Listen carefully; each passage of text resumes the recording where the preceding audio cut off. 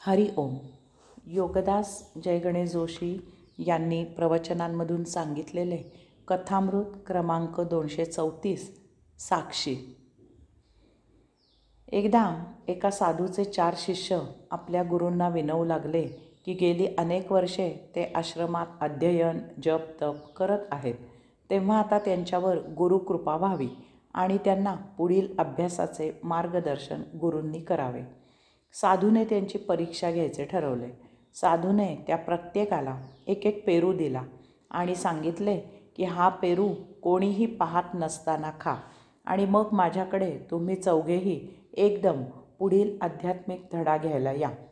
4ही शिष्य लगेचच आश्रमाबाहेर गेले. पहिला शिष्य लगेचच परत आला आणि आपल्या मित्रांची वाट पाहत थांबला. दुसरा शिष्य दुसऱ्या दिवशी परत आला. तिसरा शिष्य तिसऱ्या दिवशी आणि चौथा शिष्य चौथ्या दिवशी परत आला. मग ते चौघेही एकत्र होऊन आपल्या गुरुपुढे विनम्र अभिवादन करून उभे राहिले. साधूने त्यांना पेरू कसा खाल्ला ते सांगण्याची आज्ञा केली. पहिला शिष्य म्हणाला, मी आश्रमातून बाहेर गेल्यावर सरळ अरण्यात गेलो. तेथे निर्जन प्रदेश होता, त्यामुळे कोणी पाहण्याचा प्रश्नच नव्हता. परंतु लगेच लक्षात आले की येथे मनुष्य नसला तरी येथील पशु पक्षी झाडे आपल्याला पेरू खाताना पाहतील. म्हणून मग मी तेथील एका पडक्या वाड्यात गेलो आणि मग तेथे माझा पेरू खाल्ला. दुसरा शिष्य म्हणाला, मी माझ्या या मित्राप्रमाणेच विचार केला होता, परंतु माझ्या लक्षात आले की तेथे अरण्यात एखाद्या पडक्या वाड्यात मनुष्य पशु पक्षी झाडे जरी पाहायला नसले तरी न जाणो एखादे श्वापद चुकून तेथे आले तर धोका नको, म्हणून मी रात्रीच्या वेळी अरण्यातील एका पडक्या वाड्यात गेलो आणि पेरू खाल्ला. तिसरा शिष्य म्हणाला, मीही माझ्या या दोन्ही मित्रांप्रमाणेच विचार केला होता.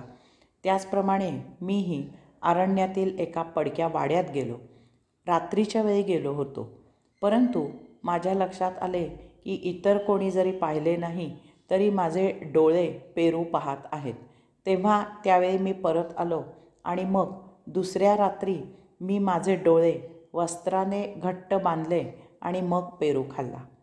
चौथा शिष्य म्हणाला, मी माझ्या या तिन्ही मित्रांप्रमाणे विचार केला आणि त्याप्रमाणे 3 दिवस अरण्यात जात होतो. मनुष्य पशु पक्षी झाडे पाहणार नाहीत अशा ठिकाणी गेलो आणि पेरू खायला सुरुवात करणार इतक्यात कोणीतरी आपल्याला पाहत असल्याची मला जाणीव होत असे. मग लक्षात आले की अशा प्रकारे पेरू खाणे अशक्य आहे, कारण कितीही काही केले तरी माझ्यातील आत्मा हा सदा सर्वदा सर्व काळी साक्षी असणारच आहे. साधू चौथ्या शिष्याला म्हणाला, तू पुढील अभ्यास करू शकतोस. कथामृत 235 एकात्मा. एकदा बुद्ध यात्रा करत आपल्या 10,000 शिष्यांसह अजातशत्रू राजाच्या राजधानीच्या वेशीवर पोहोचले. वेशीबाहेर डोंगर होते. डोंगराच्या अलीकडे माळरान होते. तेथे झाडी होती. त्या माळरानावर बुद्धांनी शिष्यांसह मुक्काम केला. एका मोठ्या वृक्षाखाली बुद्ध बसले. त्यांच्यासमोर शिष्य बसले. बुद्ध राजधानीच्या बाहेर माळरानावर आले आहेत हे वृत्त राजधानीत पसरले. अमात्यांनी अजातशत्रू राजाला सांगितले की आपल्या राजधानीच्या बाहेर माळरानावर बुद्धांचा त्यांच्या 10,000 शिष्यांसह मुक्काम आहे. तेव्हा महाराज बुद्धांच्या दर्शनाला जाऊ इच्छित असल्यास तेथे जाण्यासाठी रथसिद्धी करता येईल. अजातशत्रू राजाने त्याला संमती दिली. त्याने अमात्यांना सांगितले की तिकडे जाण्यासाठी रथ तयार करा. सर्व सरदार अमात्य सैन्य असा सर्व लवाजमाना बरोबर घ्या. आपण लगेचच दर्शनाला निघूया. अमात्यांनी अजातशत्रू राजाला सांगितले की आपण बुद्धांच्या दर्शनाला जात आहोत, तेथे सैन्य नेण्याचे कारण नाही. सरदार अमात्य आपल्यासह दर्शनाला येणे हे ठीक आहे, परंतु बुद्धांच्या दर्शनाला जाताना बरोबर सैन्य नेण्याचे काहीही प्रयोजन नाही. थोड्याशा साशंक मनाने अजातशत्रू राजाने त्याला संमती दिली. काही वेळातच रथाची सिद्धता झाली आणि अजातशत्रू राजा आपल्या सरदार आणि अमात्य यासह राजधानीच्या बाहेर बुद्धांचे दर्शन घेण्यासाठी निघाला. माळरान जवळ आल्यावर अजातशत्रू राजा रथातून पाय उतार झाला. सर्व सरदार आणि अमात्य आपापल्या रथातून खाली उतरले.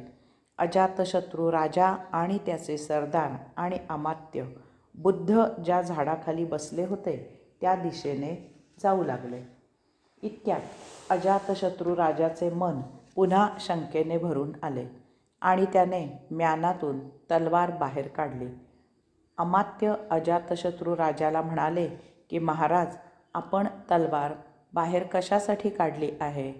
त्यावर अजातशत्रू राजा म्हणाला की 10,000 शिष्यांसह बुद्ध तेथे पलीकडे बसले आहेत आणि जरासुद्धा धूळ उडत नाही की आवाज येत नाही, त्यामुळे मला दगाफटक्याची शंका येत आहे. त्यावर अमात्य म्हणाले की याआधी ते बुद्धांना भेटून आले आहेत, तेथे धोका वाटावा असे काहीही नाही, तेव्हा महाराजांनी निश्चिंत असावे. अजातशत्रू राजा जेव्हा वृक्षाजवळ पोहोचला तेव्हा त्याने पाहिले की 10,000 शिष्य मांडी घालून डोळे मिटून शांत बसले आहेत. त्याला हे अशक्य वाटले. तेव्हा कुतूहलाने त्याने बुद्धांना विचारले की 10,000 लोक आवाज न करता कसे बसू शकतात? एक मनुष्य आवाज न करता बसू शकेल, परंतु 10,000? बुद्ध म्हणाले की ध्यानावस्थेत ते 10,000 देह नसून 10,000 देह एकात्मा झालेले आहेत. हरि ओम.